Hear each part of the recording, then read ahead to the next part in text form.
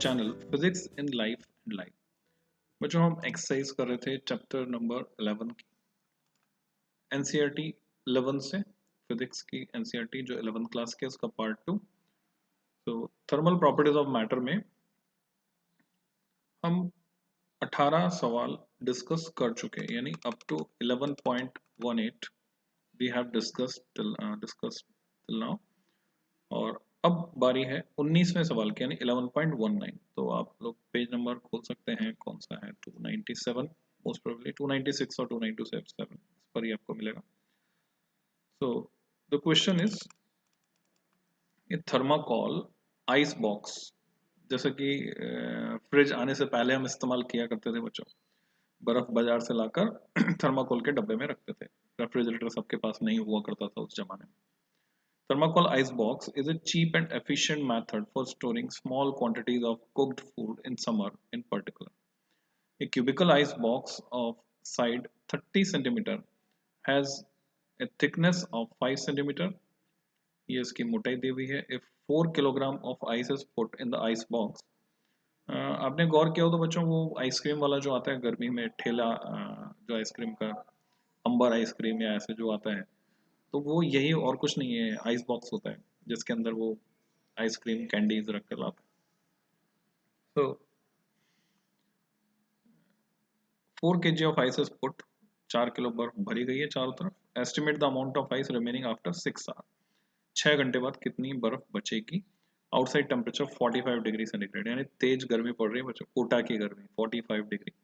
And coefficient of thermal conductivity of thermocol वो है 0.01 joule per second per metre per kelvin. Okay, joule per second को हम watt भी कह सकते हैं। Heat of fusion of water 335 to 10⁻³ joule per KG. तो just idea लगाओ हाउ टू सॉल्व दिस। जो गिवन डेटा हमको दिया हुआ उसके बेसिस पर पूछा क्या है, estimate the amount of ice remaining after 6 hour. Given data में 6 घंटे हमको दिया हुआ है, 6 घंटे बाद कितनी बर्फ बचेगी, कितने से 4 किलो में से। बर्फ क्यों पिघलेगी, तो यहाँ कोई टेम्परेचर हमको नहीं दिया, तो हम मान के चलेंगे बर्फ का टेम्परेचर 0 डिग्री सेंटीग्रेड है। तो सीधे सीधे हमें लेटेंट हीट यूज करनी है, बर्फ पिघलेगी क्योंकि बाहर टेम्परेचर 45 डिग्री है। और यहाँ पर थर्मल कंडक्टिविटी काम आ रही है बच्चों, कंडक्शन के थ्रू थर्मल कंडक्टिविटी काम आ रही है, ठीक है। रेडिएशन भी होगा, नो लॉस, सॉरी, रेडिएशन भी होगा और कंडक्शन के थ्रू, यहाँ हमें बेसिकली कंडक्शन मान के चलना है। तो कौन सा फॉर्मूला आप लगाएंगे, just think about. Video pause करके आप देख सकते हैं। तो आंसर्स में चल रहा हूं मैं। एनसीईआरटी में जो आंसर दिया बोला कि 3.7 किलोग्राम बर्फ पिघल जाएगी, बाकी बचेगी। ओके, डिटेल सॉल्यूशन पे अगर हम चलते हैं, यहाँ पर लैंग्वेज में थोड़ा चेंज है। मेरे पास थर्माकोल की जगह क्यूबिकल आइस बॉक्स है ऑफ थर्माकोल, और हर साइड उसकी 30 सेंटीमीटर है, जबकि जो हमारे पास क्वेश्चन है उसमें cubical ice box, okay same है, 45 degree centigrade outside temperature. So thickness जो है 5 सेंटीमीटर, उसको हमने कन्वर्ट किया मीटर में, एसआई में। लेंथ को भी मीटर में कन्वर्ट किया, 30 सेंटीमीटर को 0.3 मीटर। सरफेस एरिया निकाला 6L², जिसके थ्रू कंडक्शन हो रहा है। कंडक्शन में मैटर करता है सरफेस एरिया, तो क्यूब का सरफेस एरिया होगा 6L²। Temperature difference delta T हमारे पास है 45 - 0, और के की वैल्यू हमारे पास है। डेल्टा टी टाइम जो है वो है 6 घंटे, उसको हमने सेकंड में बदला, 6 × 60 × 60। लेटेंट हीट हमारे पास है, so delta Q equal to m×L, और वो किसके बराबर होगी, ml कहाँ से आ रही है बर्फ तक, बाहर से आ रही है, k a times delta t by delta x into delta small t. इसको बच्चों बोलते हैं temperature gradient. K coefficient of thermal conductivity, a area जिसके थ्रू कंडक्शन हो रहा है, तो हीट कंडक्शन के थ्रू आ रही। तो ऐसे सिचुएशन में ये जो m है वो निकल के आएगा k a delta t by delta x. इसमें सारी वैल्यूज हमने पुट की और सीधे हम आंसर तक पहुंच गए। 0.313 किलोग्राम मास जो है वो 4 किलो में से, तो 0.313 मेल्ट हो गया, तो बचा कितना 3.687 kilogram. Another version of solution दोबारा से देखते हैं। प्रॉपर फॉर्मेट में हमने गिवन डेटा को लिखा, गिवन डेटा को लिखने के बाद टाइम को कन्वर्ट किया, आउटसाइड टेम्परेचर सेम फॉर्मूला से, और फिर उसको इक्वेट कर दिया m इंटू एल से। एल की वैल्यू हमें पता है, तो m 0.313 kg। तो ऐसे आप इसको कर सकते हैं।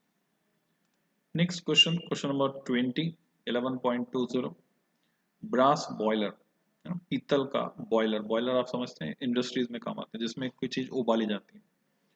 Has a base area 0.15 metre square, ये उसका बेस एरिया। थिकनेस, मोटाई है 1 सेंटीमीटर। वॉल थिकनेस दी हुई बच्चों। It boils water at the rate 6 kg per minute, 6 kilo पानी 1 मिनट में उबाल देता है। When placed on a gas stove, estimate the temperature of the part, किस पार्ट का, of the flame in contact with the boiler। okay, उसका temperature हमें पता करना है। थर्मल कंडक्टिविटी ब्रास की हमें दी गई है, heat of vaporisation of water दिया गया। सो दोबारा से अगर आप इसको समझते हैं, टेम्परेचर ऑफ द पार्ट, उसका अनुमान लगाना है उस हिस्से का टेम्परेचर, किस हिस्से का, ऑफ द फ्लेम, जो आग की लपट है उसके हिस्से का, उस हिस्से का जो किसके कांटेक्ट में, जो बॉयलर के कांटेक्ट में, उसका टेम्परेचर कितना होगा, ये हमें पता करना है। तो ये जो टेम्परेचर है, इसी की वजह से पानी रूम टेम्परेचर से, रूम टेम्परेचर यहाँ नहीं दिया है, ब्रास बॉयलर बेस एरिया दिया है, बेस एरिया के कांटेक्ट में वो है, तो ये जाएगा 100 डिग्री सेंटीग्रेड तक। तो यहाँ पे लगेगी लेटेंट हीट ऑफ वेपोराइजेशन, तो वो हमें दी हुई है latent heat of vaporisation. So pause the video and try it.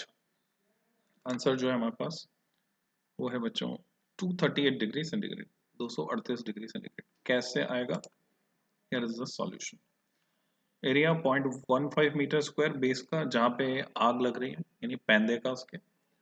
Delta x thickness 1 centimetre, इसके थ्रू हीट को कंडक्ट होना है। तो delta Q by delta T, किस रेट पर हीट जा रही है, delta Q by delta T is 6 into 10⁻3। तो ये है वाटर की बॉयल होने की रेट जो है 6 किलोग्राम पर मिनट। तो 6 को हमने ग्राम में बदला और उसको मल्टीप्लाई किया, क्यू होता है एम एल, तो एम बाई टी हमारे पास ये था पहले से, डेल्टा टी नीचे आ रहा है, तो पर मिनट है, मिनट को सेकंड में हमने बदला। So what we get 2256 into 10⁻2 joule per second, ये हमें मिला। और थर्मल कंडक्टिविटी यहाँ पर हमें दी हुई है ब्रास की। तो ये जो रेट है, इसको मैं इक्वेट कर सकता हूँ k a delta t by delta x. तो फॉर्मूलों की समझ आपको होनी चाहिए। उसके बाद क्वेश्चन सीधा सीधा है, अगर फॉर्मूले आपके टिप्स पर हैं, प्रैक्टिस करनी पड़ती है बच्चों उसके लिए। कई बच्चे परेशान होते हैं, बोलते हैं न्यूमेरिकल हमसे एक बार में नहीं होते। एक बार में तब होंगे जब आपको फॉर्मूले जो हैं बिल्कुल मेमोरी में रहेंगे, टिप्स पर होंगे। तो सिंपली वैल्यूज पुट की और यहाँ से हमने कैलकुलेट करके निकाल लिया फ्लेम का टेम्परेचर 124.70 डिग्री सेंटीग्रेड, इतना टेम्परेचर उसका रहेगा। अब इसके लिए जो ये डेल्टा टी है, डेल्टा टी को हमने क्या लिखा है यहाँ पर, टी माइनस 100, यानी हम ये मान के चल रहे हैं कि बॉयलर क्या कर रहा है, 100 डिग्री सेंटीग्रेड पर वाटर है, उसको सीधे सीधे बॉयल कर रहा है, लेटेंट हीट उसमें जा रही है। ये क्वेश्चन में नहीं दिया हुआ है ना। फिर से समझते हैं इसको एक बार फिर से डिफरेंट वर्जन के साथ। थिकनेस, बॉइलिंग रेट है हमारे पास और टाइम है। तो यहाँ पर डिफॉल्ट से हमने मान लिया कि ऑलरेडी पानी जो हमारे पास है जिसको हम बॉयल कर रहे हैं वो 100 डिग्री सेंटीग्रेड पर है। बस बॉयलर को जो हीट दे रहे हैं वो क्या कर रहा है, उसको कन्वर्ट कर रहा है स्टीम में। तो इतनी हीट जा रही है।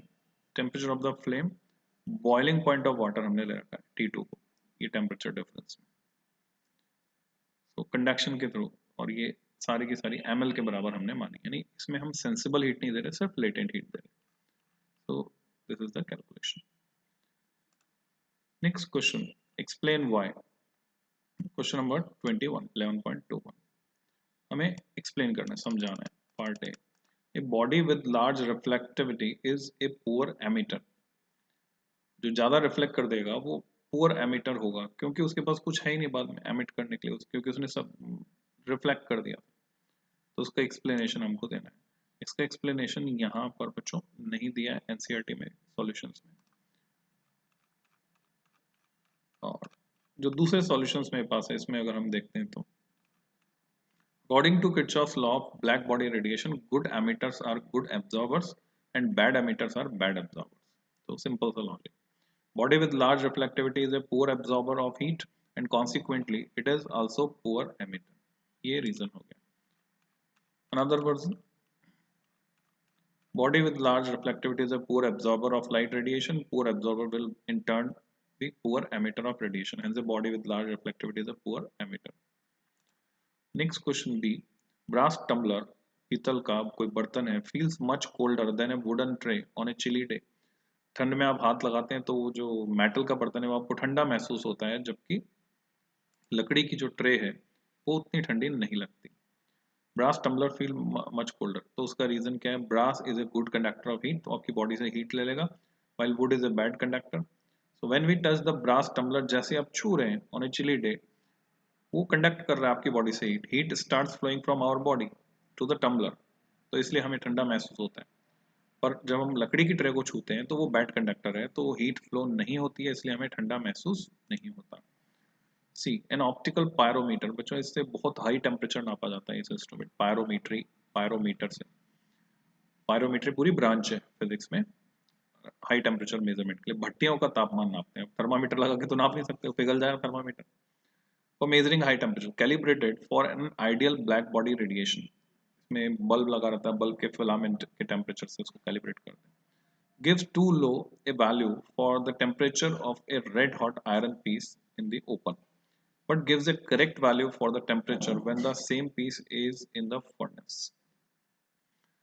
तो पायरोमीटर से जब हम रीडिंग लेते हैं तो वो अगर लाल तप्त लोहा खुले में रखा है तो पायरोमीटर उसकी रीडिंग जो है कम बताता है टेम्परेचर की, जबकि यही लोहा जब भट्टी के अंदर है तो ये रीडिंग ज्यादा बता रहा है. तो उसका एक्सप्लेनेशन हमको देना है. तो आप सोच के लिख सकते हैं, लिखने के बाद फिर जो है चेक कर लीजिए आपने क्या लिखा है, क्या वो इससे मैच करता है. An optical pyrometer is based on the principle that the brightness of a glowing surface of a body depends upon its temperature. तो कितनी चमक है वो किस पे डिपेंड करे? Temperature. Therefore, if the temperature of body is less than 600 degrees centigrade, the image formed by the optical pyrometer is not brilliant and we do not get the reliable result. It is for this reason the pyrometer gives a too low value for the temperature of red hot iron in the open. जब भट्टी में रखा हुआ है तो वहां से आ रहे हैं रेडिएशन, उसको सही सही बता पा रहा है, इधर वो सही नहीं बता पा रहा है. ओके, ये तो ब्रास टम्बलर क्यों ठंडा होता है वो बता रखा है. फिर ये आ गया ऑप्टिकल पायरोमीटर, यहाँ से स्टार्ट होता है आंसर आपका. An optical pyrometer calibrated for an ideal black body radiation gives too low value for temperature of a red hot iron piece kept in the open. Black body radiation equation is given by E equal to sigma times T4 minus T04. बच्चों question तो रह गया, इसकी theory हट गई आपके से. ये स्टीफन लॉ है, स्टीफन लॉ होता है, वीन्स लॉ होता है ना रेडिएशन का. वो थ्योरी एनसीईआरटी में से हटा दी गई है, पर क्वेश्चन अभी बाकी है. अंग्रेज चले गए, अंग्रेजी छोड़ के बिल्कुल वैसे ही. Where E is energy radiation, T temperature of the optical pyrometer, T0 temperature of open space, and sigma is Stephen's constant. Hence, an increase in temperature of open space reduces the radiation energy, या radiant energy भी कह सकते हैं. When the same piece of iron is placed in the furnace, the radiation energy E equal to sigma T4 without its atmosphere. Surrounding नहीं है तो, और surrounding है तो फिर ये Earth would be inhospitably cold in the absence of atmospheric gases. No extra heat will be trapped. All the heat would be radiated back from Earth's surface. अच्छा, ये अगला क्वेश्चन आ गया, ये यहाँ खत्म हो गया. नेक्स्ट क्वेश्चन जो है वो है the earth without its atmosphere would be inhospitably cold. Atmosphere नहीं होगा तो ग्रीन हाउस इफेक्ट नहीं होगा, ग्रीन हाउस इफेक्ट के एब्सेंस में जो एवरेज टेम्परेचर अर्थ का और नीचे चले जाएगा। The atmosphere of Earth acts as an insulator to stop the infrared radiation which fall on the surface of Earth during daytime. उनको ट्रैप कर लेता है, बाहर नहीं जा पाते। आ रहे हैं जब उनके पास एनर्जी ज़्यादा है, जा रहे हैं जब एनर्जी थोड़ी कम होती है, क्योंकि अर्थ का टेम्परेचर उतना नहीं है जितना सन का टेम्परेचर है, वो आपको पता है। To escape during the night. If there were no atmosphere, whole of the heat radiated by Earth during night would escape to the universe, leaving it under the intense cold. जैसे चंद्रमा में है, चंद्रमा का टेम्परेचर नेगेटिव में जाता है in the absence of sun. पर यहाँ पर ऐसा नहीं है अर्थ के केस में, तो एटमॉस्फेयर ही बचा रहा है। अगर एटमॉस्फेयर नहीं होगा, all the heat would be radiated back from the earth surface, तो फिर टेम्परेचर बहुत डाउन चले जाएगा। Next question, heating systems based on circulation of steam are more efficient in warming a building than those based on circulation of hot water. Okay, सर्दी में गर्म रखना, जैसे अब रशिया की बात करें बच्चों, वहां तो टेम्परेचर रहता है माइनस में 24 डिग्री 25 डिग्री या उससे भी नीचे -40 तक जाता है। रशिया में टेम्परेचर माइनस में ही चलता है। अब वहाँ लोग कैसे मेंटेन करेंगे, तो घरों में वाटर जैकेट, गर्म पानी चलाना पड़ता है उसमें। नहीं, वहाँ प्लांट होते हैं बड़े बड़े गर्म पानी के जो सप्लाई देते हैं गर्म पानी। सो यहाँ हम बात करें कि ये जो हीटिंग सिस्टम है based on circulate, steam circulate करने वाले होंगे तो बेटर है compare to water. Why it is so? Steam at a temperature of 100 degree centigrade has more heat, ज़्यादा गर्म कर सकते हैं बिकॉज लेटेंट हीट भी उसमें शामिल है compare to the same amount. ये उसी तरह का सवाल है कि 100 डिग्री सेंटीग्रेड के गर्म पानी से आप ज़्यादा जलेंगे या 100 डिग्री सेंटीग्रेड की स्टीम से आप ज़्यादा जलेंगे, तो जवाब है स्टीम से आप ज़्यादा जलेंगे, क्योंकि स्टीम में लेटेंट हीट भी शामिल है। At the same temperature, therefore, heating systems based on circulation of steam are more efficient in warming a building than those based on circulation of hot water. इसलिए ज़्यादा effectively काम करेंगे। So, a heating system based on the circulation of steam is more efficient in warming a building. This is because steam contains surplus heat in the form of latent heat, 540 calorie per gram.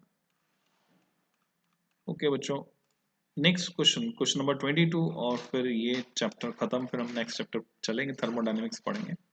ये body cools from 80 degree centigrade to 50 degree centigrade in 5 minute, 5 minute में ठंडा हो जाती है। 80 से 50 यानी 30 degree का difference आ रहा है। Calculate the time it takes to cool from 60 degree to 30 degree. अब ये टेम्परेचर रेंज डिफरेंट हो गई। The temperature of the surrounding is 20 degree, यानी न्यूटन्स लॉ ऑफ कूलिंग पर बेस्ड क्वेश्चन है। तो आई थिंक आप कर सकते हैं, डू इट योरसेल्फ। नहीं आया तो फिर सॉल्यूशन तो है ही सही हमारे पास। लॉग यहाँ पे लगा दिया हमने। T0 is temperature of surrounding, time taken T to cool body from T1 to T2 is given by T equal to 1 by K log T1 minus T0 upon T2 minus T0। और log लगा के हमने, मतलब calculation थोड़ी है इसमें। log 6/3 आपको निकालना है तो उसके लिए आपको वैल्यू आनी चाहिए, ठीक है। टेबल देखना आता है तो अच्छी बात है। कुछ वैल्यू रटी हुई होती है, जैसे log 2 की वैल्यू 0.3010 है, क्योंकि 3 2 जा 6 कट रहा है तो log 2 की वैल्यू हमने यहाँ पे रख दी। So this is the calculation. तो इसको आप पॉज करके कॉपी कर सकते हैं, क्योंकि क्वेश्चन में फॉर्मूले के अलावा यहाँ पर कुछ नहीं था। तो वो तो था बच्चों लॉग वाले मेथड से। Newton's law of cooling dt by dt minus में k times t minus T0, ये सारे डेटा हमारे पास हैं। तो इसको पहले हमने लॉग वाले फॉर्मूले में कन्वर्ट किया, इंटीग्रेट करके प्रॉपर लिमिट्स लगाकर। जो लोग कंपटीशन प्रिपेयर नहीं कर रहे हैं वो छोड़ सकते हैं इस क्वेश्चन, ठीक है, उनको उनको नहीं पूछा जाएगा। हाँ, जो कंपटीशन प्रिपेयर कर रहे हैं उनको तो लॉग लगाना आना चाहिए और उसके बाद उनको सॉल्व करना ही। तो मैं नहीं बता रहा डिटेल में, सिंपल मैथमेटिक्स से यूजिंग लॉग्स, और इंटीग्रेट भी हमने करके फॉर्मूला डिराइव करके भी बता दिया। तो therefore time taken to cool the body 60 degree to 30 degree is 10 minute, ठीक है। ये 10 मिनट लग रहे हैं, जबकि पहले कितना समय लग रहा था, 5 मिनट। जब टेम्परेचर हायर रेंज में था तो कम समय में ठंडी हो रही थी, जब टेम्परेचर लो रेंज में तो सेम टेम्परेचर डिफरेंस के लिए जो समय लग रहा है वो ज़्यादा लग रहा है, 10 मिनट लग रहा है। तो इससे हम कंसेप्ट ये निकाल के लाते हैं कि जो ज़्यादा गर्म कॉफ़ी होती है उसके ठंडे होने की दर ज़्यादा होती है, जो कम गर्म होती है उसकी ठंडे होने की दर कम होती है। पर इसका ये मतलब बिल्कुल भी नहीं है जो मैंने चैप्टर के स्टार्टिंग में बोला था कि जो ज़्यादा गर्म कॉफ़ी है वो ठंडी कॉफ़ी से पहले ठंडी हो जाएगी, ऐसा नहीं होगा। जब इसका टेम्परेचर डाउन होगा तो इसके ठंडे होने की रेट भी कम हो जाएगी। तो जो कम गर्म कॉफ़ी है वो ही पहले ठंडी होगी, जो ज़्यादा गर्म है वो उसके बाद ठंडी होगी। तो मिलते हैं बच्चों नेक्स्ट चैप्टर में। Till than happy learning.